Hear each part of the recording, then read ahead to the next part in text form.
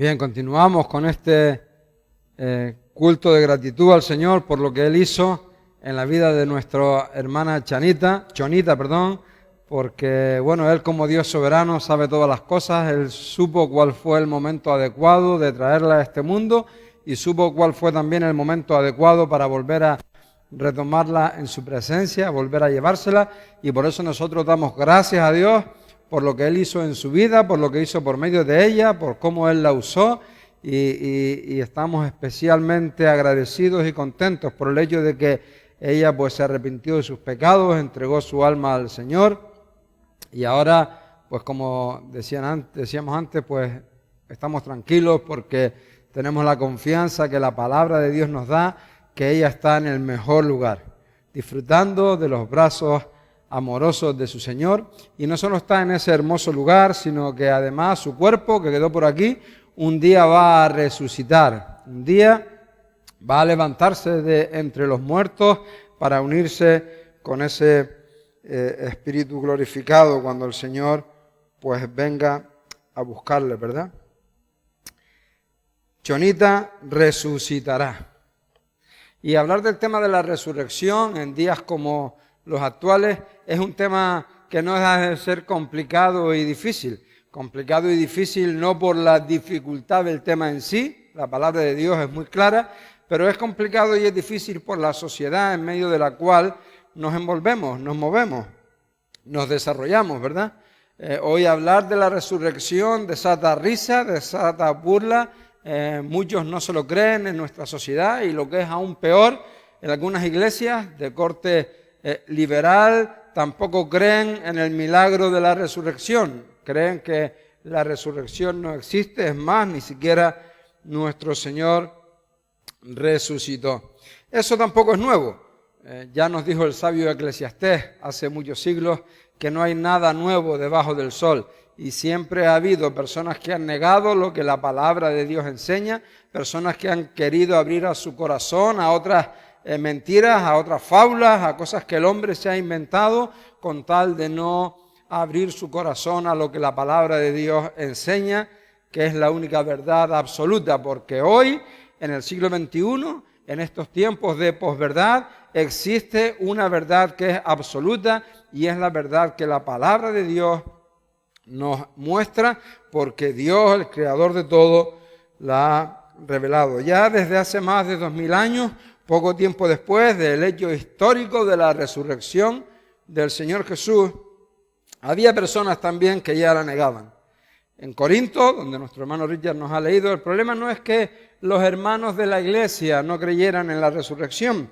Ellos habían sido enseñados por Pablo, tenían una buena doctrina y creían en su mayoría en la resurrección. Lo que ocurre es que, fruto de la influencia que estaban recibiendo en dos lados, uno por las personas no creyentes de su alrededor, y fruto también de algunos falsos maestros que se habían, que se habían introducido en la iglesia después de que Pablo se había marchado ya de allí, pues estaban enseñando falsas enseñanzas. Y Pablo escribe esta porción que nos leyó nuestro hermano Richard. En realidad todo el capítulo 15 trata el tema de la resurrección, pero claro, por amor al tiempo no vamos a ver todo el capítulo 15, nos vamos a centrar en estos versículos del 1 al 11, donde Pablo se centra principalmente en la resurrección de Cristo, que es lo que nos da el pie para pensar: Cristo resucitó, y si Cristo resucitó, la resurrección es posible, y por el poder de Dios y gracias a la obra de Cristo, todos también resucitaremos. Por eso es que Pablo se centra en la resurrección de Cristo en estos primeros versículos, como decimos, del 1 al 11.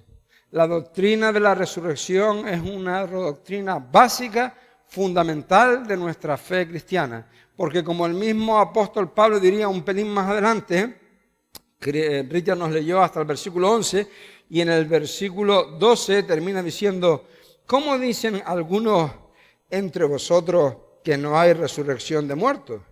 Y en el 17 dice: si Cristo no resucitó, vana es entonces nuestra predicación, vana es también nuestra fe. Y en el versículo 19 dice, y si Cristo no resucitó, repite, vana es nuestra fe, aún estáis muertos en vuestros pecados.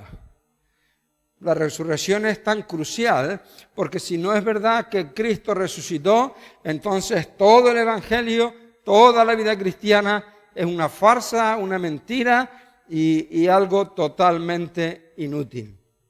Pero por eso Pablo muestra que Cristo sí que resucitó, ¿verdad? Y por todo eso, pues podemos estar tranquilos, podemos estar seguros. Nosotros hoy no podemos tratar en detalle ni con profundidad un tema tan importante, por amor al tiempo, pero vamos a centrarnos en la realidad cierta de la resurrección de Cristo, que es, como decimos, lo que da pie a entender que la resurrección es una realidad. Y Pablo, aquí en estos 11 versículos, defiende una doctrina tan importante como la de la resurrección, basándose en 3 cosas. Son 3 puntos que hoy vamos a ver. Hoy vamos a hablar en cuanto a la verdad sobre la resurrección. Y él, como decíamos, vamos a dividir este texto en 3 partes. Del 1 al 11, Pablo habla acerca del Evangelio y las Escrituras. La resurrección es verdad porque ya la palabra de Dios la había anunciado, la había profetizado y ellos lo habían creído, los corintios. Luego en los versículos 5, 6 y 7, en esos 3 versículos, Pablo pasa a nombrar algunos testigos presenciales, testigos oculares de la resurrección de Cristo. Personas que realmente habían visto con sus propios ojos a Cristo resucitado. Perdón. Personas que con sus propios ojos habían visto a Cristo resucitado. El tema de los testigos es crucial en cualquier juicio importante, ¿verdad? Cuando alguien es acusado de algo, la pregunta clave es, ¿hay algún testigo? ¿Hay alguien que realmente vio el hecho y puede testificar de cómo eso fue? Si hay testigos, el veredicto ya casi está resuelto, ¿verdad? Si no los hay, es más complicado. Por eso Pablo usa aquí el testimonio de los testigos. Y luego de los versículos 8 al 10, él habla de su propia experiencia. Pablo, él mismo, también tuvo una experiencia con el Cristo resucitado y él pues la argumenta ahí, ¿verdad? Y eso es algo que nadie le puede negar, ¿verdad? Cuando tú estás haciendo algo en tu casa, haciendo una obra, clavando un clavo para poner un cuadro o no sé, haciendo lo que sea y te das con el martillo, puede ser que nadie te crea, pero tú tienes el dolor ahí en el dedo y notas los latidos ahí. Zum, zum. Nadie puede negártelo, o bueno, todos pueden negártelo, pero tú sabes que eso es verdad, porque fuiste tú quien lo experimentó, fuiste tú quien se llevó el martillazo, ¿verdad? Y entonces Pablo acude también a su propia experiencia para testificar de la realidad, de la verdad cierta, de que Cristo resucitó. Y como Cristo resucitó, la resurrección es verdad. Y la palabra de Dios nos enseña que los muertos también resucitarán en el día postrero. El apóstol Pablo mismo nos lo dice en 2 de Tesalonicenses, en el capítulo 4, nos dice el versículo 13, no queremos, hermanos, que ignoréis acerca de los que duermen, para que no os entristezcáis como los otros que no tienen esperanza. Y dice el versículo 16, porque el Señor mismo, con voz de mando, con voz de arcángel y con trompeta de Dios, descenderá del cielo y los muertos en Cristo resucitarán. Primero dice, habrá otra resurrección, que es para los que han muerto sin Cristo, ¿verdad? Pero ahí nos asegura la palabra de Dios, que los muertos en Cristo, los que hemos partido de este mundo, pues vamos a resucitar. Y la prueba de ello es que el Señor Jesús resucitó. Así que vamos a pasar a ver cada uno de estos 3 argumentos que el apóstol Pablo desarrolla para defender esa verdad de la resurrección de Cristo. Lo primero es, como vemos ahí, el testimonio del Evangelio y de las Escrituras en sí mismo. Dicen los versículos 1 al 4. Además, os declaro, hermanos, el evangelio que os he predicado, el cual también recibisteis, en el cual también perseveráis, por el cual, asimismo, si retenéis la palabra que os he predicado, sois salvos si no creísteis en vano. Porque primeramente os he anunciado lo que asimismo recibí, que Cristo murió por nuestros pecados conforme a las Escrituras, y que fue sepultado, y que resucitó al tercer día conforme a las Escrituras. Pablo, como vemos, comienza el capítulo de la mejor forma, hablando del Evangelio. Y luego él va a indicar que el tema de la resurrección es fundamental en el Evangelio. Pero lo primero que quiere hacer es llevarles a pensar que este mensaje glorioso fue el mensaje que ellos creyeron. Pablo fue quien llevó el Evangelio a Corintios. Pablo fue quien fundó la iglesia de Corintios. Por eso él sabía perfectamente cuál era la enseñanza que los corintios habían recibido. Él sabía perfectamente qué era lo que los corintios habían creído. Y cuando él llevó el mensaje sencillo del Evangelio, que luego entraremos a ver en qué consiste ese Evangelio, en qué consiste el Evangelio de Dios, cuáles son los componentes que forman el Evangelio, porque Pablo hace aquí una explicación de qué es el Evangelio en estos versículos también. Pero él sabía que eso es lo que ellos habían creído y se los trae a la memoria. Además os declaro, hermanos, os traigo a la memoria, os repito, el Evangelio que os he predicado. Junto con este recuerdo que él les hace del Evangelio que les había predicado, que era lo que como decimos, lo que él había enseñado. Luego dice, el cual también recibisteis. No es cuestión solo de que yo lo prediqué, no es solo cuestión de que yo lo expuse, de que yo te lo enseñé, sino que tú lo recibiste, tú lo creíste en ese Evangelio. Y luego dice en el versículo 1 al final y el 2 dice, en el cual también perseveráis, por el cual, asimismo, si retenéis la palabra que os he predicado, sois salvos si no creísteis en vano. El Evangelio, para que sea efectivo, tiene que tener este desarrollo que tuvo en los creyentes de Corintios. Fue predicado. Es necesario que alguien lleve la palabra. Es necesario que haya personas que estén dispuestas a sufrir lo que haya que sufrir, a sufrir a veces burla, a veces menosprecio, a veces rechazo y a veces en algunos lugares incluso persecución. Pero gloria a Dios que hay hermanos nuestros en la fe que están dispuestos a llegar a donde haga falta y a sufrir lo que haga falta por amor a las almas, porque están obedeciendo ese mandato de llevar el Evangelio. El Evangelio ha de ser predicado, pero luego también ha de ser recibido por las personas, como los corintios lo recibieron. Por lo menos el grupo que formaba la iglesia, ¿verdad? El Evangelio ha de ser recibido.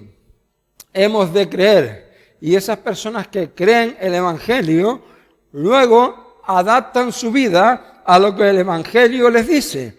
Quitan de sus vidas aquello que el Evangelio rechaza y abrazan en sus vidas a aquellos que el Evangelio les dice que no es digno de un cristiano. Por eso nos sigue diciendo que es obedecido.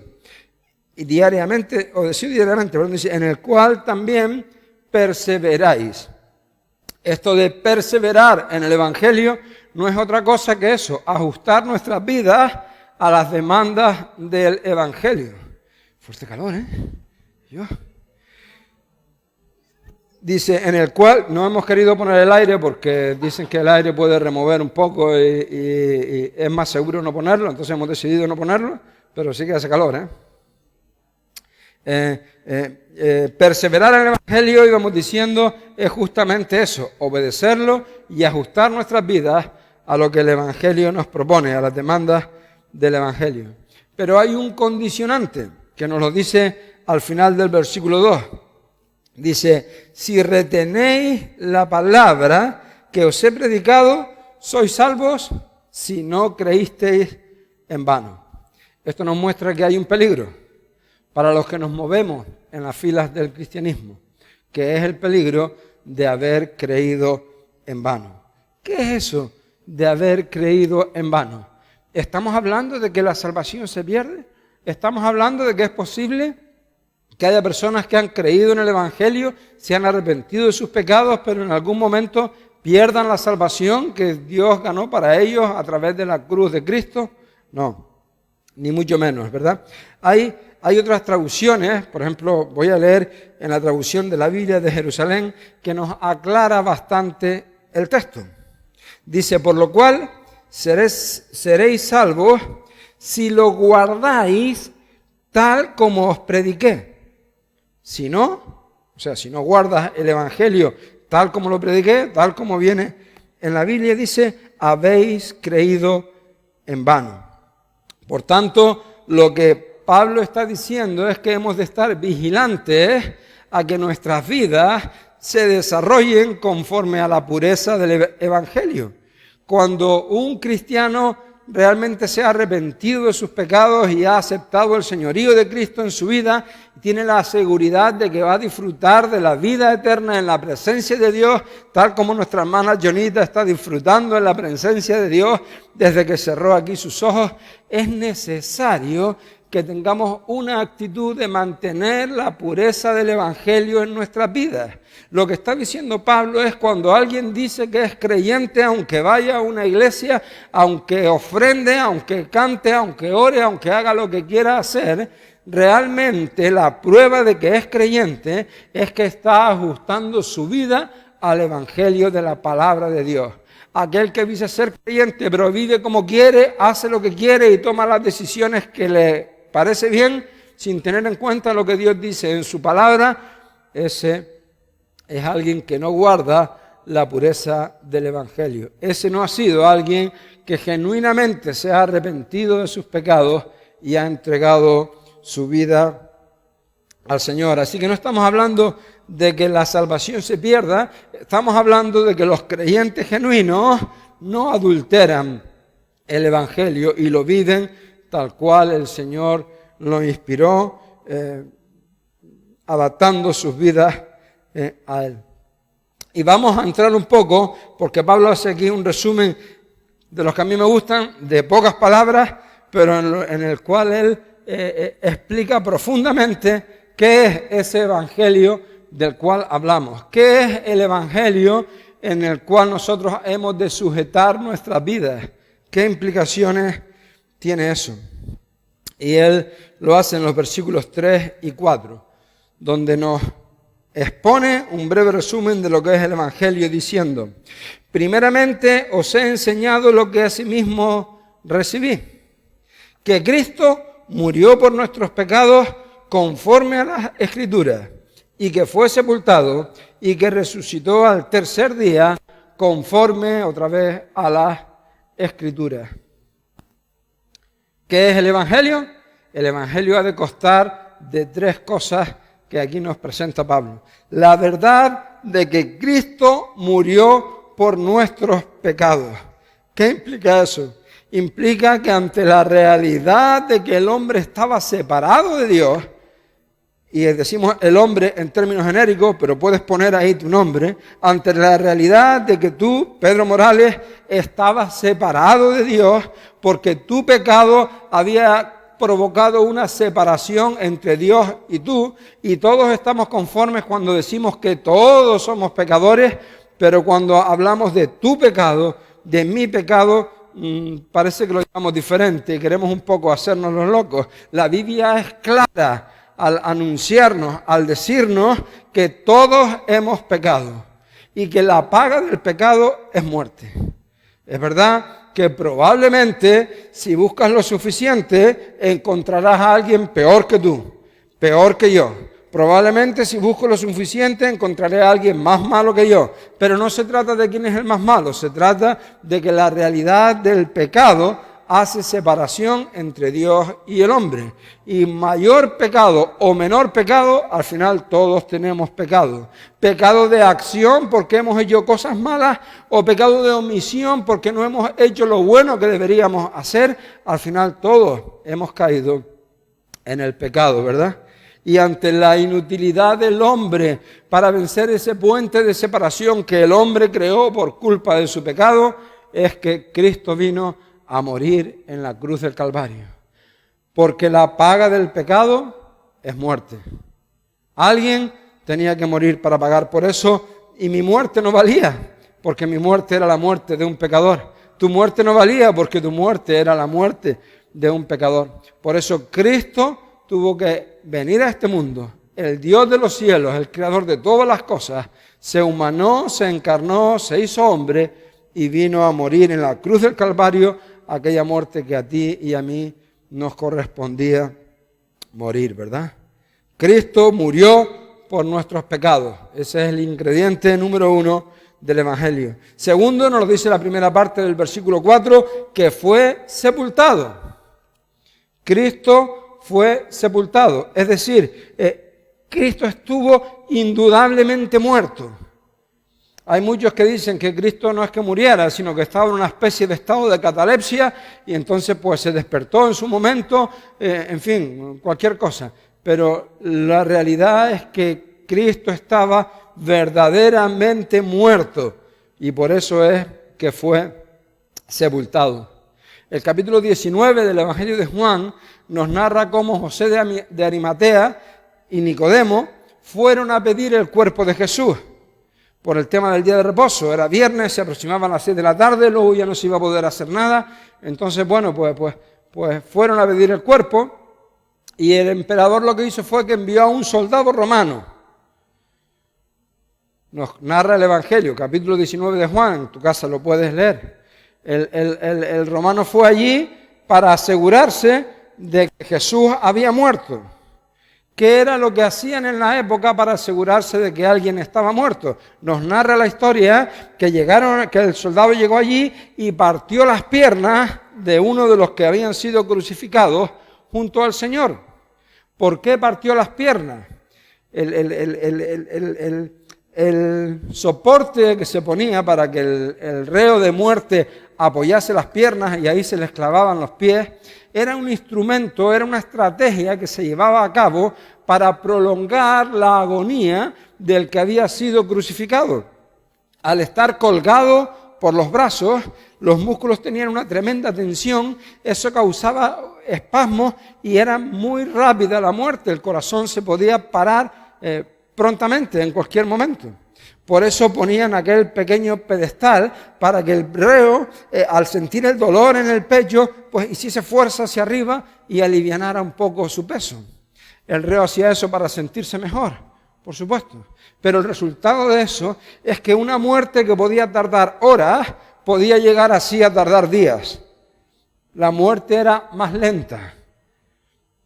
¿Vale? Entonces, cuando ya consideraban que ya estaba bien, lo que el soldado, que ya había sufrido bastante, lo que el soldado romano hacía era que quebraba sus piernas, ese pequeño apoyo ya se terminaba, ya no podía apoyarse en sus piernas rotas y quedaba a expensas solamente de la presión que estaba soportando en los brazos, con lo que inmediatamente, casi seguido, se le paraba el pecho. Y nos cuenta el capítulo 19 de Juan que cuando el soldado romano hizo eso en los pies del que estaba al lado de Jesús, fue luego a hacérselo a Jesús, pero se dio cuenta de que ya no hacía falta. Por eso no se quebró ningún hueso de Jesús. Ya Jesús había entregado su vida. Ya Jesús estaba completamente muerto.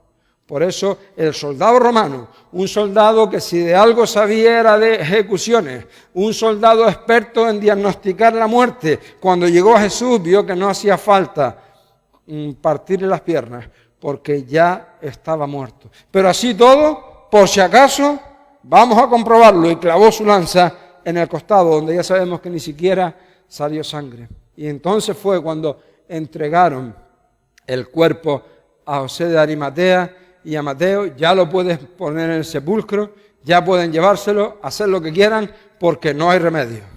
Yo una especie de forense de la época, yo, soldado romano, determino que ya está muerto. No había ninguna duda de la resurrección. Y por eso en el Evangelio, cuando dicen que Cristo murió, también dice que fue enterrado, como que murió sin duda. No hay otra, no hay duda. Murió verdaderamente muerto, podríamos decir, ¿verdad? Y eso pues fue comprobado. Pero qué bueno, porque luego hay un tercer punto, que es lo que nos dice la segunda parte del versículo 4, ¿verdad? Y es que Cristo resucitó de los muertos al tercer día. Ni siquiera la muerte pudo retenerlo. Él, el creador de la vida y también creador o artífice de la muerte, porque es lo que el hombre ha querido con su pecado, pues resucitó. Y todo esto nos dice que fue conforme a las Escrituras, lo dice dos veces, en el versículo 3 y en el versículo 4, conforme a las Escrituras. Las Escrituras ahí se refiere al Antiguo Testamento, a que todo esto que estaba ocurriendo con Jesús, el hecho de su crucifixión, el hecho de su muerte y el hecho de su resurrección, ya estaba escrito en las Escrituras del Antiguo Testamento. Allí no estaban ocurriendo una serie de acontecimientos al azar. Allí se estaba desenvolviendo todo el plan de Dios y Dios ya lo había revelado y Dios ya lo revelado. Dios ya lo había revelado y ya lo había manifestado por medio de la multitud de profecías, de la ingente cantidad de profecías que encontramos en el Antiguo Testamento y que hacen referencia a todo lo que luego fue cumplido en Jesús. Todo lo que ocurrió en Jesús fue conforme a las Escrituras. Esto muestra que allí no estaban ocurriendo eventos naturales, sino que era el Dios creador de todas las cosas que estaba moviendo todo lo que ocurría conforme la ejecución de su plan perfecto y de su plan soberano. El hombre podía entenderlo o no, el hombre podía creerlo o no, pero el Dios Todopoderoso estaba obrando tal cual Él había dicho. Así es que Pablo trata de confirmar el hecho de la resurrección, como hemos dicho, por el testimonio de las Escrituras, número 1, y número 2, por el testimonio de los testigos. Versículos 5 al 7, dice el texto: y que apareció a Cefas y después a los 12. Después apareció a más de 500 hermanos a la vez, de los cuales muchos viven aún y otros ya duermen. Después apareció a Jacobo, después a todos los apóstoles, y al último de todos, como a un abortivo, me apareció a mí.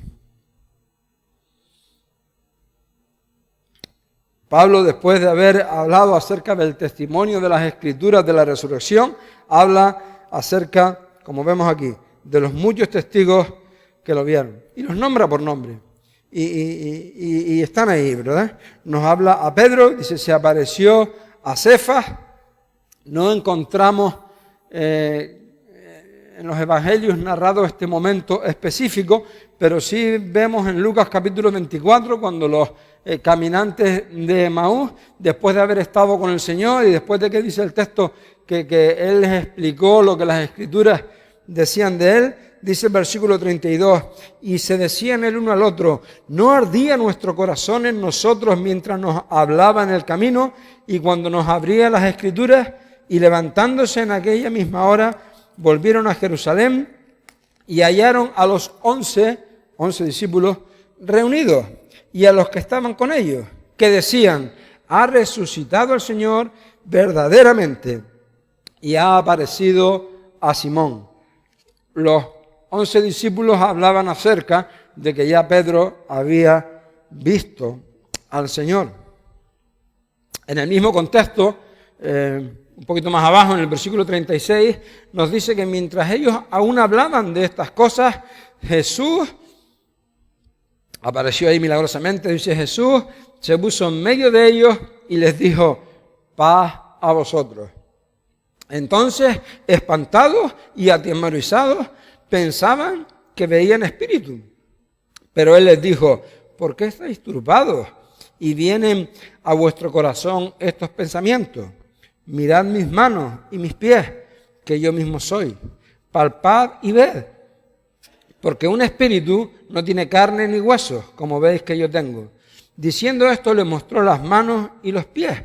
Y como todavía ellos de gozo no lo creían y estaban maravillados, les dijo: ¿tenéis aquí algo que comer? Entonces le dieron parte de un pez asado y un panal de miel, y él lo tomó y comió delante de ellos, para que vieran que realmente no era un fantasma, no era un espíritu, no era, no, dame de comer y me lo como, que tengo, ¿verdad? Tengo hambre. Y ahí vemos cómo él se apareció a esos 11. Luego nos dice el versículo 6 que apareció a 500 creyentes juntos. No tenemos mayor referencia de esto, no podemos saber a qué momento exacto se refiere, pero Pablo dice: y muchos viven. Hay algunos que ya se murieron, pero hay muchos que todavía están vivos. Puedes ir a ellos, puedes preguntarles: oye, ¿cómo fue esto? Oye, ¿qué fue lo que viste? ¿Están ahí? Vete y pregúntales. Son testigos fidelignos, porque son testigos que aún están ahí. No estás atendiendo a historias que han ido pasando de generación en generación y han podido ir deformándose. No, están ahí vivos. Vete a ellos. Había en la época en la que Pablo escribió a los Corintios creyentes que aún estaban vivos de los que habían visto al Señor resucitado. Como decíamos en un juicio, un testigo es clave.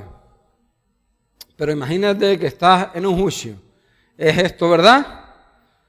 ¿Hay algún testigo? Y aparece ahí una cola de 500 testigos. Parece que el veredicto está claro, ¿verdad? El veredicto está clarísimo.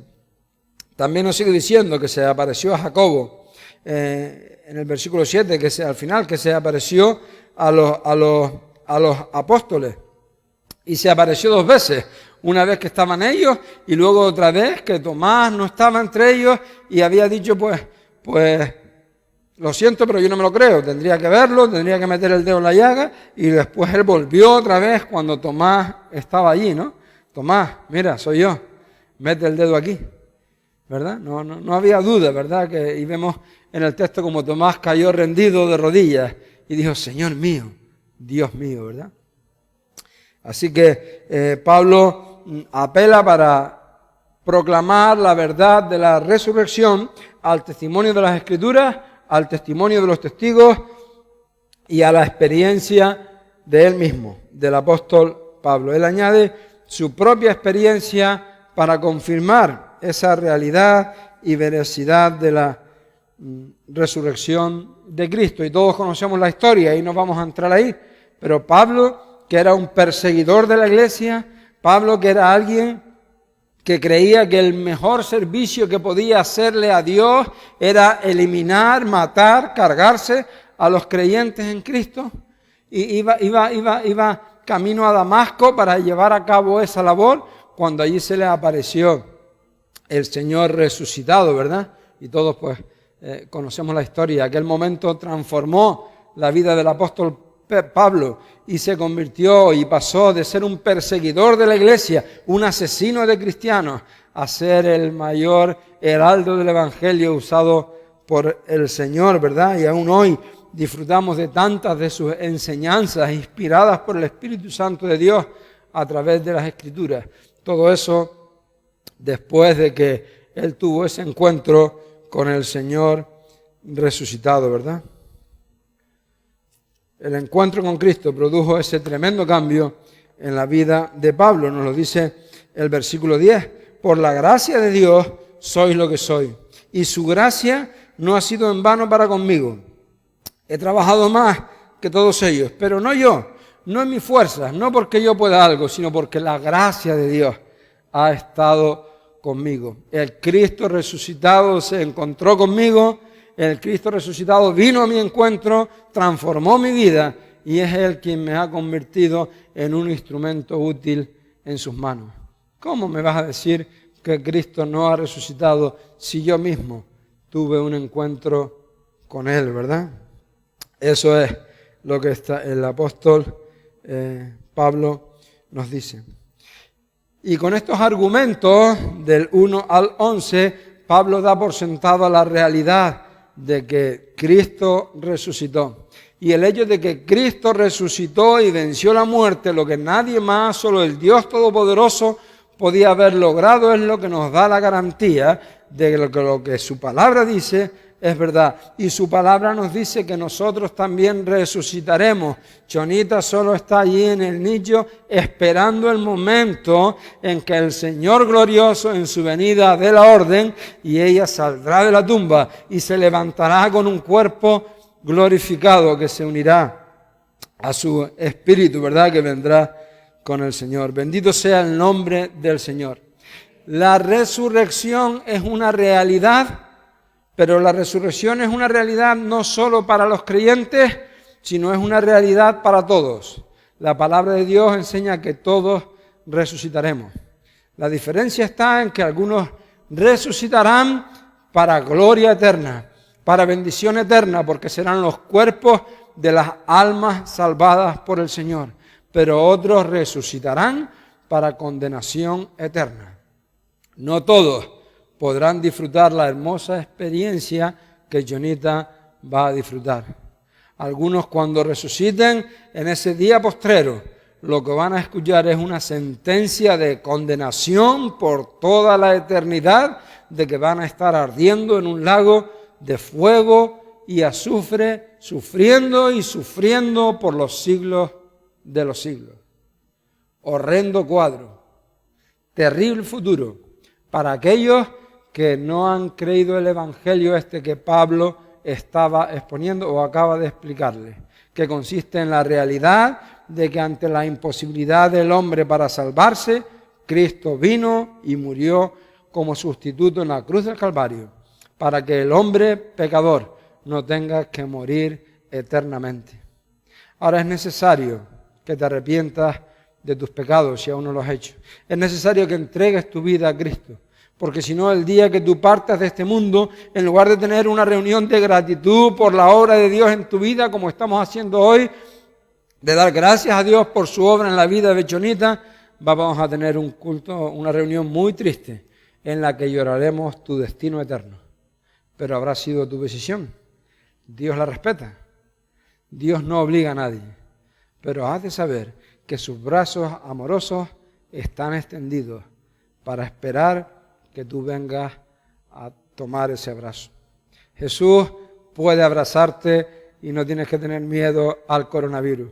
No dejes que yo te abrace porque igual te pego algo, pero puedes ir a los brazos de Jesús que Él está esperándote. Ahora, si rechazas esa oferta, pues ya sabes lo que hay, lo que hemos dicho. Que Dios nos ayude a que aquellos que no hemos tomado decisiones aún en este sentido, pues tomemos una decisión sabia, una decisión conforme a la voluntad de Dios, para que en el día que el Señor sabe, allí en la eternidad, podamos vernos todos juntos y poder continuar alabando, adorando al Señor y gozando de su presencia por los siglos de los siglos. Amén. Que así sea.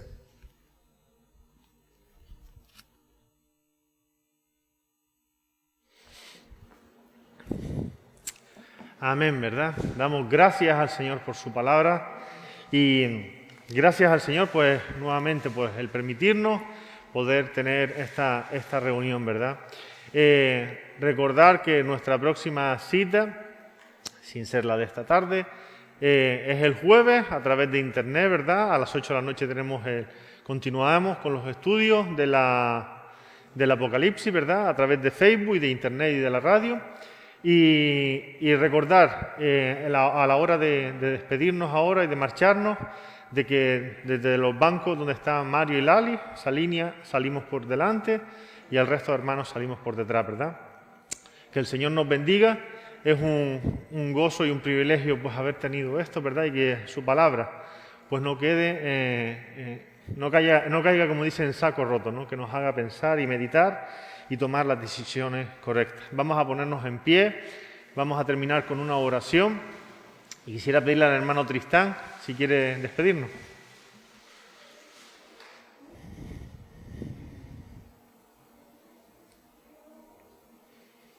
Padre, te damos gracias por amarnos, gracias por este evangelio Evangelio tan precioso, por enviar a tu Hijo a morir, como dice la Escritura, a morir con gente como nosotros, tan pecadores, tan malos, tan lejos de ti, sin embargo, has tenido misericordia y fuiste a la cruz y moriste ahí en esa cruz y resucitaste y te admiramos y creemos en ti, Señor. Bendito sea. Gracias por poder escuchar hoy estas palabras preciosas, que hay esperanza para este mundo perdido y la esperanza se llama Jesucristo. Bendito sea. Gracias en el nombre de Jesús. Amén. Pues que el Señor le bendiga y Maranata. Ay, mi madre, falta pilas, no hemos comido. Maranata.